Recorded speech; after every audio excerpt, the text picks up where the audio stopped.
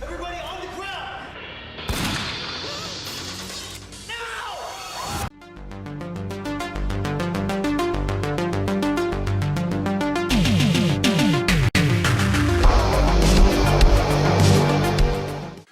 Hi, this is the Professional Amateur Hour coming to you with another review. This week, Leo sent me the recently released 86 Melrose Avenue. It's directed, written, and produced by Lili Matta, and it stars Dada Elza, Anastasia Antonia, Gregory, Zarian, Jim O'Hare, and Langstone Fishburne, among others. This movie is about an ex-soldier whose PTSD is triggered after he kills a guest at his house, and then he goes on to take a whole art gallery hostage. What will happen exactly? Well, you'll have to watch the movie and find out. So what works with this movie?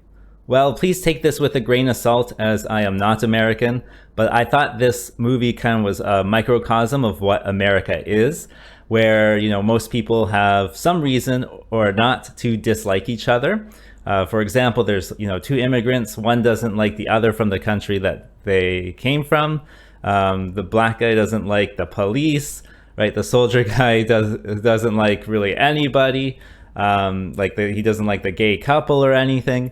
And so I found it to be very interesting that way, where there is kind of this very dynamic relationship between all of the different characters. And I thought that was really good. That kept me going throughout the whole thing. I also found this movie to be very Hollywood. It is filmed in LA. I think Melrose Avenue is a street in LA. And as such, they did get high quality actors. Even if they are not as well known, the acting is definitely top notch in this movie. But I would expect nothing less if you're filming in LA, right? There should be lots of actors to choose from, but they definitely chose the best that they could. They also had the actor of Langstone Fishburne, who is the son of Lawrence Fishburne. And it was interesting to see. I'd never seen this actor before, and it was cool to see a new face in Hollywood.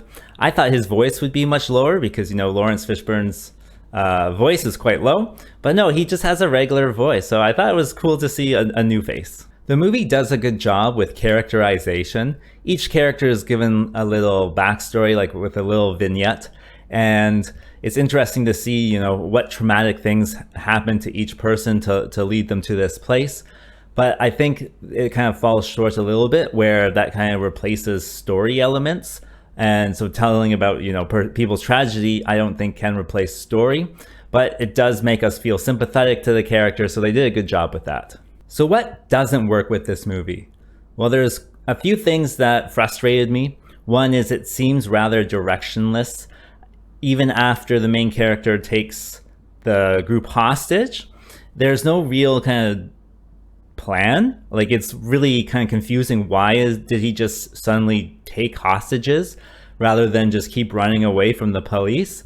It's very not planned out, not thought out. The police even call him and they're like, how can we help you? Like, what's going on? Like, send out the hostage. He's like, I don't need your help, even though he clearly, needs some help. So there was no plan at all after they are taken hostage. And that was very frustrating. Like, I could not see the point in why any of this was happening. I understand, with PTSD, you're not thinking through your actions, but it's not just for no reason, right? You still have kind of an end goal, or at least you should have an end goal in movies, but there was none. And that was really frustrating. The other thing that was really frustrating was the entire third act.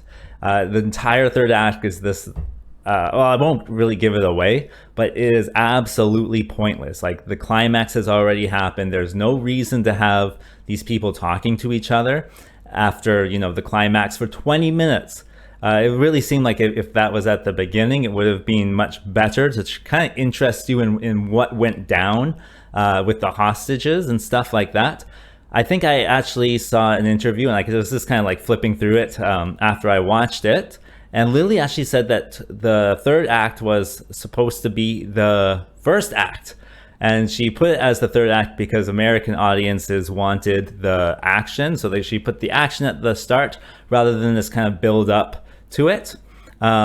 which I don't think is a good idea. It was just like that last 10-20 minutes, I was like, this is not worth my time. Like, the movie's ended. Like, this is not anything new. This is not anything interesting. I know what happens.